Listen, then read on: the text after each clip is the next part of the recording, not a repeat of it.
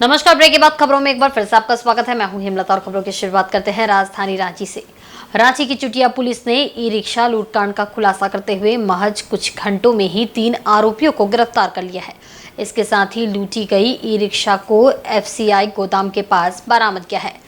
सभी अभियुक्तों को पूछताछ के बाद सोमवार को न्यायिक हिरासत में भेज दिया गया। मामले का खुलासा करते हुए सिटी SP राजकुमार मेहता ने एक प्रेस कॉन्फ्रेंस में बताया कि रविवार देर रात खेलगांव के रहने वाले ई रिक्शा चालक गौतम कुमार ने पुलिस को सूचना दी थी कि कुछ अज्ञात अपराधियों ने चाकू का भय दिखाकर उनकी ई रिक्शा लूट ली है।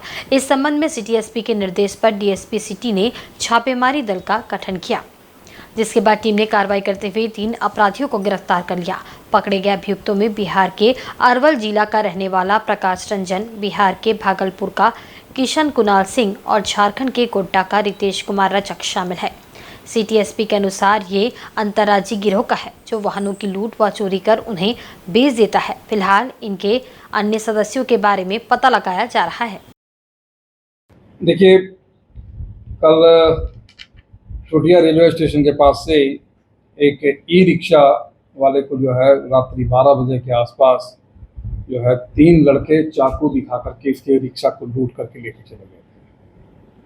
जैसे ही यह घटना हम लोग को प्रतिवेदित हुआ है, थाना प्रभारी के द्वारा हम लोग को सूचित किया गया है। तत्काल सिटी DSP के नेतृत्व में हम लोगों ने टीम बनाया और टीम जो है तत्काल उनके भागे गए दिशा की ओर हमारा रेडिंग टीम जो है उनका पीछा करना शुरू किया है। काफ़ी मशक्कत करने के बाद में हम लोग को चुटिया FCI गोदाम रोड में जो है वो ई रिक्शा की बरामदगी हम लोग के द्वारा किया गया और 3 व्यक्तियों की गिरफ्तारी की गई है। इन लोग से काफ़ी पूछताछ करने के बाद में इन लोग के द्वारा बताया गया कि ये 2 इसमें से बिहार के रहने वाले हैं और 1 गोड्डा का रहने वाला है। इससे स्पष्ट है कि ये अंतर्राज्यीय गिरोह है और इनके द्वारा ई रिक्शा और ख़ास करके कोई भी सामान जो गाड़ी से संबंधित हो इसकी चोरी इनके द्वारा की जाती है। अभी एक ई रिक्शा की बरामदगी हुई है और जब विस्तृत और अनुसंधान हम लोग के द्वारा किया गया है तो ये पता चला है कि इसमें एक जो अपराधी है उसका नाम प्रकाश रंजन है, जो कि रहने वाले अरवल जहानाबाद के हैं लेकिन वर्तमान में सदाबहार चौक में रहते हैं। दूसरा का नाम किशन कुणाल सिंह है, यह भी बिहार नाथनगर भागलपुर के रहने वाले हैं। और तीसरे का नाम जो है वो रितेश कुमार रजक है, जो कि गोड्डा के रहने वाले हैं। वहीं मुख्यमंत्री मैया सम्मान योजना पर अपनी प्रतिक्रिया देते हुए नेता प्रतिपक्ष अमर कुमार बावरी ने कहा कि झारखंड सरकार महाठग है। मैया योजना ठगी का नया संस्करण है। इसके जरिए एक बार फिर ठगने के लिए ये सरकार चालाकी से लोगों को अपने जाल में फंसा रही है। उन्होंने कहा कि इस सरकार ने चुनाव से पूर्व जनता से वादा किया था कि सभी गरीब परिवार को प्रतिवर्ष 72,000 रुपए देगी। अगर हिसाब लगाया जाए तो 5 वर्ष में ये राशि 3,60,000 हो जाती है, जो आज तक गरीब जनता को नहीं मिला। नेता प्रतिपक्ष ने कहा कि जिस सरकार ने आज तक गरीबों को 1 रुपया भी नहीं दिया, वो अब अपने कार्यकाल के अंतिम समय में क्या देगी। वहीं उन्होंने बताया कि गरीब जनता चंद पैसे की आस में धान रोपनी छोड़कर सरकारी दफ्तरों में लंबी लंबी लाइन लगाकर फॉर्म खरीद रहे हैं, वो भी उन्हें नसीब नहीं हो रहा। जनता से अपील करते हुए नेता प्रतिपक्ष ने कहा कि राज्य की जनता ऐसी ठग सरकार से सतर्क रहे, सावधान रहे एवं खुद को और राज्य को बचाने का काम करे। चुनाव के पहले ये सरकार थी जिसने वायदा किया था कि हम प्रत्येक गरीब परिवार को 72,000 रुपया सालाना देंगे। 5 साल अगर गुना करते तो 3,60,000 सालाना देने का इनका वायदा था। आज आखिरी समय में जब ये सरकार जाने वाली है, किसी को मिलने वाला नहीं है, लेकिन फिर एक बार चालाकी के साथ लोगों की भावनाओं के साथ खेलने के लिए, ठगने के लिए ये फॉर्म भराने का काम प्रारंभ किया है। अभी चंदन क्यारी में हूँ, अपने पैतृक गांव में हूँ, विधानसभा अपना चंदन क्यारी में। जो मैंने देखा कि धन रोपनी एक फसलीय खेती का ही ये पूरा क्षेत्र है। धान से ही पूरा साल भर लोगों का रोजगार चलता है, लेकिन बरसात तो बड़े कष्ट से हुआ 2-3 दिन पहले और तभी इस सरकार ने यह फॉर्म दे करके लोगों को बरगलाने का काम किया। धान के खेत में लोग नहीं मिल रहे हैं। बड़े आशा और उम्मीद के साथ डेली सुबह से कतारबद्ध होकर के ये सरकार, ये ठगबंधन की सरकार जाते जाते कम से कम कुछ उनको दे करके जाएगी, इसलिए कतार में लगे हुए हैं, लेकिन डेली निराशा उनके हाथ में लग रही है। मैं जनता से बस यही कहना चाहता हूँ, आपका विवेक है, आपकी बुद्धि है, इस सरकार के 5 साल के कार्यकलाप का आप विवेचना करिए और अपने विवेक का इस्तेमाल करिए। जो सरकार ने 5 साल तक आपको कुछ नहीं दिया, वो सरकार अपने आखिरी चंद दिनों में आपको क्या ही भला करेगी। सतर्क रहिए, सावधान रहिए और ऐसे ठगबाजों से इस झारखंड को और अपने परिवार को बचाइए। झारखंड सरकार द्वारा चौकीदार बहाली में अनुसूचित जाति के आरक्षण को खत्म किए जाने के विरोध में आजाद समाज पार्टी एवं भीम आर्मी ने जमशेदपुर जिला मुख्यालय के समक्ष धरना दिया। इसके साथ ही 170 वन क्षेत्र पदाधिकारी की नियुक्ति में अनुसूचित जाति को केवल एक पद दिए जाने पर भी विरोध जताया गया। इस मौके पर पार्टी के झारखंड प्रदेश अध्यक्ष काशिफ रजा ने बताया कि झारखंड में 50 लाख से अधिक अनुसूचित जाति की जनसंख्या है। इसके बावजूद झारखंड सरकार के द्वारा इतनी बड़ी आबादी को नजरअंदाज कर चौकीदार एवं वन क्षेत्र पदाधिकारी के पद पर बहाली में उनके आरक्षण को खत्म किया जाना निंदनीय है। इससे प्रतीत होता है कि झारखंड की वर्तमान सरकार दलितों के प्रति संवेदनशील नहीं है। झारखंड अलग राज्य बने 24 साल हो गए, पर यहाँ के 50 लाख से अधिक दलित वर्ग की स्थिति जस की तस है। झारखंड के विधानसभा में 9 अनुसूचित जाति के आरक्षित सीटों से जीतकर जाने वाले विधायक भी समाज के मुद्दों पर लड़ना तो दूर बोलते तक नहीं है। आजाद समाज पार्टी अनुसूचित जाति के हर मुद्दों को लेकर सड़क पर संघर्ष कर रही है और आने वाले विधानसभा चुनाव में पार्टी इस लड़ाई को सदन में भी लड़ती हुई दिखेगी। काशिफ रजा ने आगे बताया कि झारखंड के अनुसूचित जाति का आजाद समाज पार्टी के प्रति विश्वास बढ़ा है और इसका असर आगामी विधानसभा में देखने को मिलेगा। झारखंड सरकार ने अभी तकरीबन 250 पदों पर अभी नियुक्ति निकाली थी हवलदार की, तो चौकीदार कहते हैं। उन चौकीदार की नियुक्तियों में एक भी सीट उन्होंने जो है दलित समाज की नहीं रखी है। उसको दलित समाज 14.5% है, 55 लाख की आबादी है, उनके लिए एक सीट उन्होंने मुहैया नहीं कराई। और जब रेंजर की नियुक्ति निकलती है, वन संरक्षक के अधिकारी की नियुक्ति निकलती है, उसमें भी उन्होंने एक सीट भी नहीं दिया, एक सीट अधिकारी बन दिया है। तो सवाल उनसे ये है कि 14.5% की जो आबादी है उनको हिस्सेदारी क्यों नहीं मिल पा रही है। और जो सरकार ये कहती है हम सबके लिए काम कर रहे हैं, तो ऐसा लगता है कि दलितों के विरोधी सरकार है ये। उस गूंगी बहकी सरकार को हमारा ये निवेदन है कि अगर इन्होंने इस बहाली में हमें जगह नहीं दिया तो हम बड़े उग्र आंदोलन पूरे प्रदेश में करेंगे। आज किनको ज्ञापन दिया? डी साहब को ज्ञापन दिया हम लोगों ने, इनके माध्यम से मुख्यमंत्री साहब को ज्ञापन दिया। अखिल झारखंड प्राथमिक शिक्षक संघ ने अपनी 3 सूत्री लंबित मांगों के समर्थन में सोमवार को रांची राजभवन के समीप आमरण अनशन और धरना शुरू कर दिया है। इस आंदोलन में संघ से जुड़े राज्य भर के शिक्षक शामिल हैं। संघ के प्रदेश उपाध्यक्ष दीपक दत्ता ने बताया कि नवंबर 2022 में शिक्षकों ने अपनी मांगों के समर्थन में मुख्यमंत्री कार्यालय के समक्ष प्रदर्शन किया था। इसके बाद मुख्यमंत्री की ओर से आश्वासन भी मिला, लेकिन आज तक इस पर कोई कार्रवाई नहीं की गई। लगभग 2 वर्ष गुजर जाने के बाद गत 29 जुलाई को भी शिक्षकों के एक प्रतिनिधिमंडल ने एक बार फिर से मुख्यमंत्री से मुलाकात की थी। वहां भी सिर्फ आश्वासन ही मिला। प्रदेश उपाध्यक्ष ने कहा कि राज्य कर्मियों की तरह प्राथमिक शिक्षकों को एमएससीपी का लाभ और अंतर जिला स्थानांतरण के नियम को सरलीकरण करते हुए शिक्षकों को गृह जिला में पदस्थापित करने संबंधी मांगों को लेकर अखिल झारखंड प्राथमिक शिक्षक संघ ने सोमवार से आमरण अनशन शुरू कर दिया है। 1/1/2006 के पूर्व हमारे जो शिक्षक साथी हैं उनका उस समय 2006 में छठा वेतन आयोग के दौरान वेतन का गलत निर्धारण हुआ था। हमने उसी समय सरकार के संज्ञान में दिया था और ये गलत निर्धारण सचिवालय कर्मियों का भी हुआ था। हम लोग समेकित और संयुक्त रूप से लगातार प्रयास कर रहे थे, सचिवालय कर्मी और शिक्षक, लेकिन सरकार यहाँ भेदभाव के नीति को अपनाया, पिक एंड चूज की नीति को अपनाया, अपना सचिवालय कर्मी का मामले का निष्पादन कर दिया, लेकिन शिक्षकों के मामले अभी तक अनिष्पादित है। हम लोग इसी मांग को लेकर लोकतांत्रिक तरीके से हम लोग आंदोलन आमरण अनशन पर है। देखते हैं सरकार क्या रुख अपनाती है। हमने 19 नवंबर 2022 को 15,000 की संख्या में प्रदेश भर के शिक्षकों ने मुख्यमंत्री कार्यालय का घेराव किया था और मुख्यमंत्री ने 22 नवंबर को शिक्षक प्रतिनिधिमंडल को सचिवालय बुलाया और सचिवालय में बुला के उन्होंने अपने पदाधिकारियों के बीच में सकारात्मक आश्वासन दिया कि इन मांगों को जो मानी जानी चाहिए, ये सकारात्मक मांग है, ये क्यों नहीं हुआ। लेकिन इसके बावजूद भी, सकारात्मक आश्वासन के बावजूद भी करीबन 2 साल बीत गया। संगठन अपने स्तर पर प्रयास करता गया सांगठनिक मांग पत्रों के माध्यम से, लेकिन अभी तक अनिष्पादित रहने के कारण मजबूरन हम लोग मुख्यमंत्री माननीय शिक्षा मंत्री को संगठन अपना मांग पत्र भेजा कि इतने तारीख तक अगर नहीं होता है तो विवशता बस मजबूरी बस हम लोग अनशन पर बैठेंगे। हम लोग अपना कर्तव्य को निभाते हुए पिछले 29 जुलाई को संगठन का एक प्रतिनिधिमंडल हम लोग माननीय मुख्यमंत्री जी से मिले, साथ में हमारे माननीय विधायक राजेश कच्छप भी थे, कोंगांडी जी भी थे। उनको सारी बातों को बताया गया मुख्यमंत्री को। अगर हमारी मांगों पर सार्थक पहल नहीं की जाती है तो हम लोग अनशन पर विवश से हमारा आंदोलन आगे बढ़ रहा है। वहीं झारखंड मुक्ति मोर्चा पश्चिमी सिंहभूम जिला अध्यक्ष सह चक्रधरपुर विधायक सुखराम उरांव ने कहा कि झारखंड विधानसभा के मानसून सत्र में जिस तरह से विपक्ष ने आचरण किया वह भारतीय संविधान और लोकतंत्र के लिए खतरा है। विधानसभा सत्र में मिनट टू मिनट कार्यक्रम तय होता है, लेकिन विपक्ष ने इसकी कार्रवाई रोककर लोकतंत्र को खत्म करना चाहा।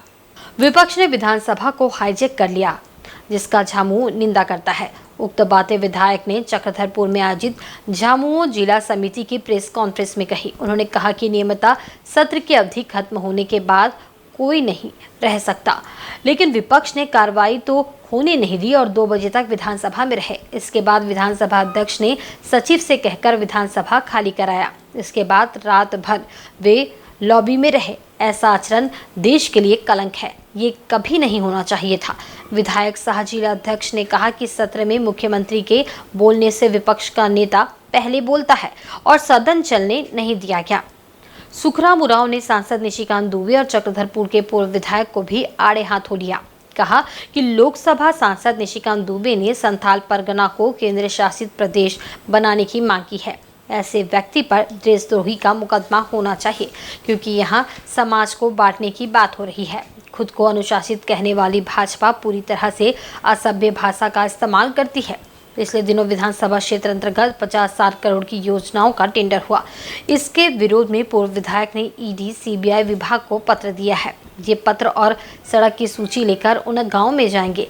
इन महत्वपूर्ण विकास कार्यों में सहयोग किया जाना चाहिए था, न कि बाधा डालना। पूर्व विधायक को चुनौती देते हुए कहा कि विधानसभा क्षेत्र में विगत 10 साल और मेरे 5 साल का रिपोर्ट पेश करें।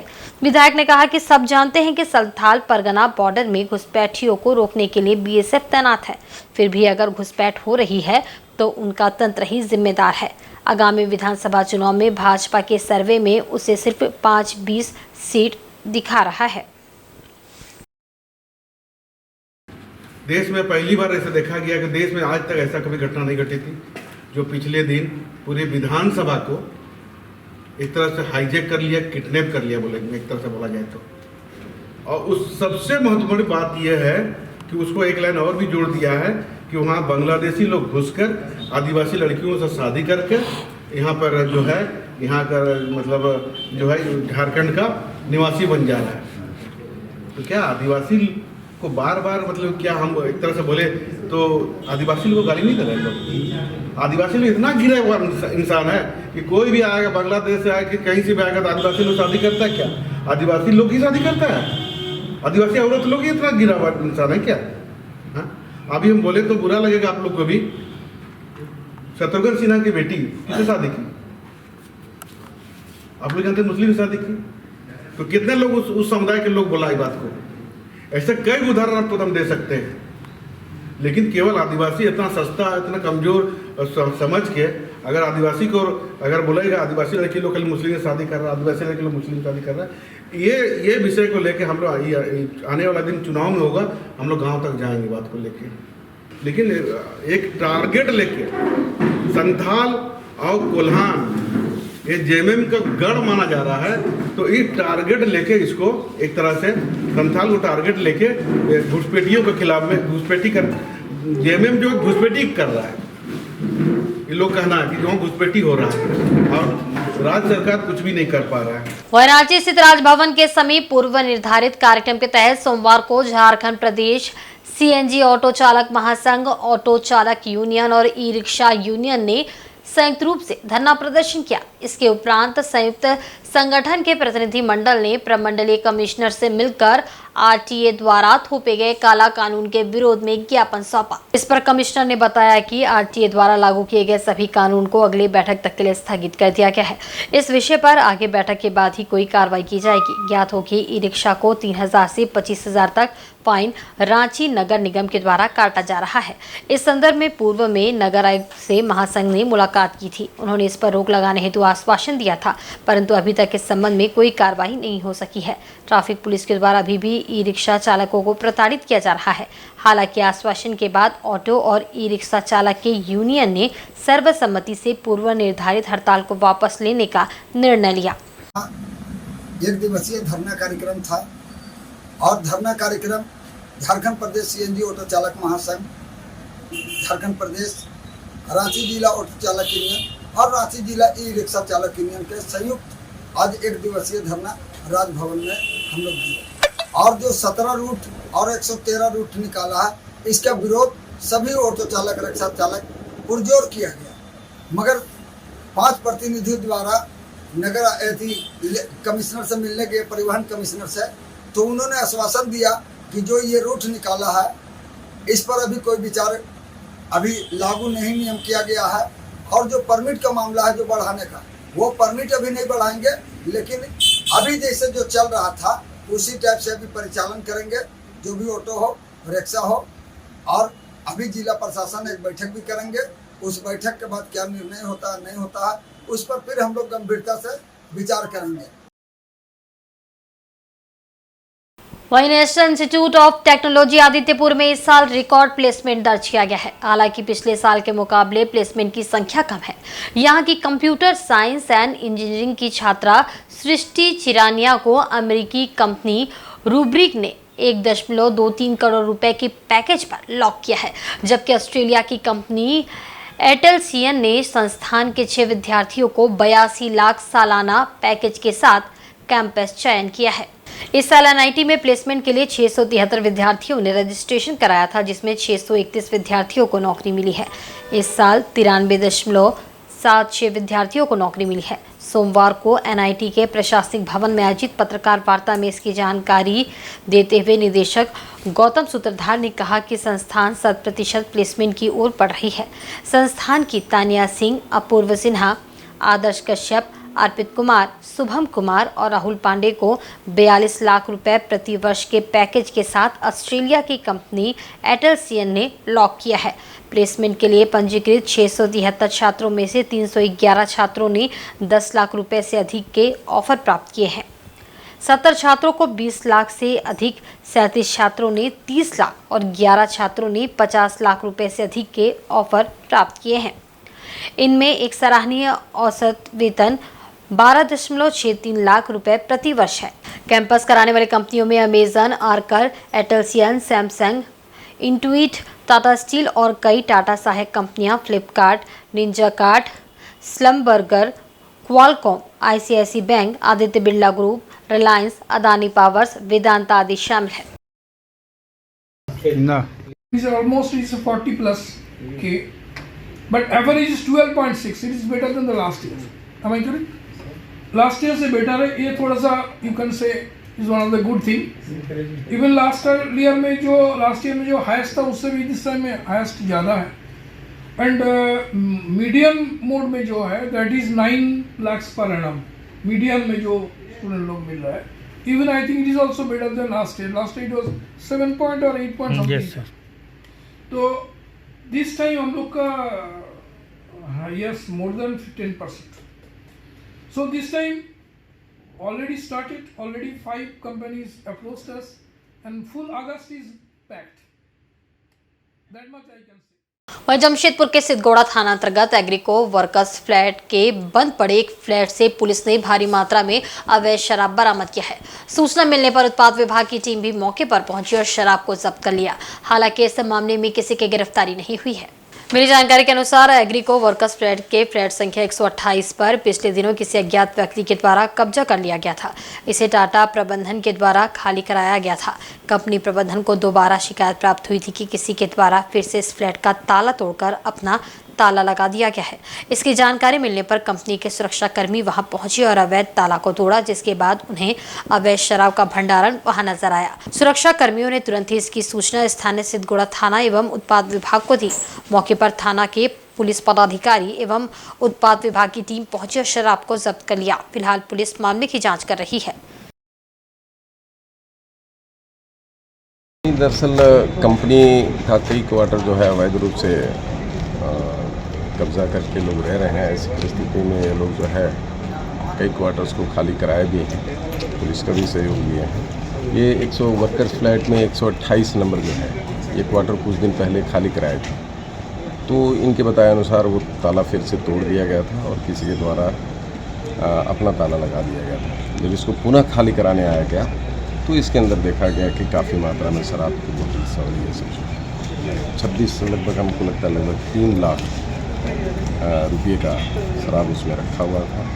और ये जो भी मटेरियल है वो हरियाणा या हिमाचल प्रदेश के लिए वैध है और इस तरह का जो है अभी लगातार ड्राइव भी चल रहा है, क्योंकि जो लोग वैध तरीके से रहते हैं उसका नाम पता क्लियर रहता है, कौन रहते हैं, क्या नाम पता है और वो क्या करते हैं, किस रैंक में हैं। लेकिन जो अवैध तरीक़ा से रह रहे हैं उसमें कभी कभी चीज़ें पता नहीं चलती। वहीं झारखंड सरकार द्वारा शुरू की गई मुख्यमंत्री मैया सम्मान योजना को लेकर महिलाएं काफी परेशान नजर आ रही है। सुबह से ही भूखे प्यासे लाइन में लगकर रजिस्ट्रेशन का इंतजार कर रही है। महिलाओं को सर्वर डाउन होने की वजह से कठिनाइयों का सामना करना पड़ रहा है। पूर्वी सिंहभूम जिले के पोटका में महिलाओं को मुख्यमंत्री सम्मान योजना के तहत मिलने वाली आर्थिक सहायता का इंतजार है। योजना के लाभुक रजिस्ट्रेशन के लिए पिछले 3 दिनों से पंचायत में डेरा जमाए हुए हैं। रोजाना सुबह के 7 से शाम के 6 बजे तक बैठकर अपनी बारी का इंतजार कर रहे हैं। भूखे प्यासे इन महिलाओं का बुरा हाल है। पोटका के गंगाडी गांव की संचिता कुंडू ने कहा कि बच्चों को घर पर छोड़कर दिन भर भूखे प्यासे पंचायत भवन में भी बैठी हुई है, लेकिन सर्वर डाउन होने की वजह से उन्हें काफी दिक्कतों का सामना करना पड़ रहा है। अब महिलाएं ऑनलाइन की तरह ऑफलाइन फॉर्म जमा लेने की मांग कर रही है ताकि उन्हें योजना का लाभ मिल सके। पेंशन के लिए हम लोग आए हैं, सुबह से लेकर शाम 4 बजे तक बैठ कर रहते हैं। यहाँ का सर्वर ठीक नहीं है, एक आदमी का भी नहीं हुआ है।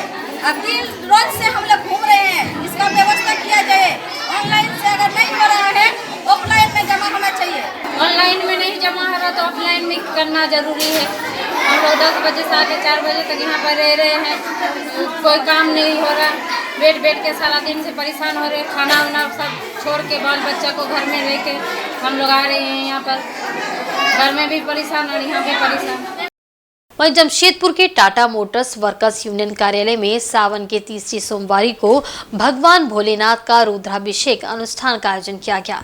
सुबह 9 बजे पूजा अर्चना के साथ शुरू हुए इस कार्यक्रम में शहर भर के बुद्धिजीवी, नेता और अधिकारी शामिल हुए। पंडितों ने मंत्रोच्चार के साथ रुद्राभिषेक संपन्न कराया। रुद्राभिषेक में कंपनी के कर्मचारियों के अलावा भी काफी संख्या में लोगों ने शिरकत की। रुद्राभिषेक के बाद श्रद्धालुओं के बीच भोग का वितरण किया गया, जिसमें शामिल होकर लोगों ने बाबा भोलेनाथ का भोग ग्रहण किया। बता दें कि टाटा मोटर्स वर्कर्स यूनियन द्वारा हर साल यूनियन परिसर में रुद्राभिषेक का आयोजन किया जाता है। इसमें बड़ी संख्या में लोग शामिल होते हैं और भगवान भोलेनाथ की पूजा अर्चना करते हैं। ओम सोमाय नमः, सोमं आवाहयामि। ओम भौमाय नमः, भौमं आवाहयामि। ओम बुधाय नमः, बुधं आवाहयामि। ओम गुरवे नमः, गुरुं आवाहयामि। ओम शुक्राय नमः, शुक्रं आवाहयामि। ये टाटा मोटर्स वर्कर्स यूनियन के सभी मेंबर, लगभग सभी मेंबर हर साल सावन में बाबा बैद्यनाथ को जल चढ़ाने के लिए बाबा धाम जाते हैं और वहां से आने के बाद हम लोग हर 3रे या 4थे सोमवारी को ये कार्यक्रम करते हैं रुद्राभिषेक का। उसी क्रम में आज ये कार्यक्रम चल रहा है और हम लोग इसमें पूरे मजदूर को सम्मिलित करते हैं। आज टाटा मोटर्स वर्कर्स यूनियन के द्वारा आयोजित जरूर हुआ है, पर इसमें सहभागिता सभी मजदूर का है। आर्थिक रूप से भी और शारीरिक रूप से भी लोग यहाँ आएंगे और प्रसाद ग्रहण करेंगे, भोग की व्यवस्था है। तो ये सारी तैयारी एक तरह से इसको कह ले कि ये पूरा टाटा मोटर्स वर्कर्स यूनियन के अगुवाई में पूरे मजदूरों का ये समारोह हो रहा है। वहीं पूर्वी सिंहभूम जिले के मुसाबनी से कांवरिया संघ के बैनर तले कांवरियों का जत्था सोमवार को बोले बाबा की नगरी देवघर के लिए रवाना हुआ। इस दौरान पूरा क्षेत्र हर हर महादेव और बोल बम के जयकारों से गूंज उठा। मुसाबनी से काफी संख्या में कांवरिया मुसाबनी कांवरिया संघ के बैनर तले सोमवार को देवघर स्थित बैद्यनाथ धाम के लिए रवाना हुए। इसके माध्यम से मुसाबनी के कांवरिया बाबा धाम में 54वें वर्ष जलाभिषेक करेंगे। श्रद्धालुओं से भरा वाहन पूजा अर्चना के बाद मुसबनी से भोले बाबा की नगरी देवघर के लिए प्रस्थान किया।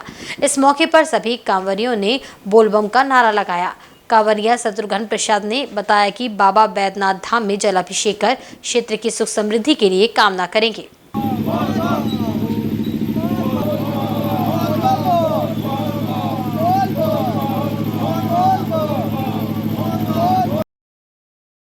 है हम लोग कोरोना पीरियड में 2 साल नहीं जा सके, इसके बाद कंटिन्यू हम लोग का ये 54 साल 54 ईयर्स से हम लोग कांवड़ लेके चल रहे हैं। बदिया से हम लोग को कांवरिया संघ हमेशा अपने क्षेत्र का शुभकामनाओं के साथ मंगलमय हो अपने क्षेत्र का, इस उद्देश्य से हम लोग अपने क्षेत्र से हर वर्ष बाबा के यहाँ सुल्तानगंज जाएंगे, सुल्तानगंज से बाबा के यहाँ जल डालेंगे, उसके बाद बासुकीनाथ जाएंगे, उसके बाद फिर हम लोग वापस लौट के आएंगे।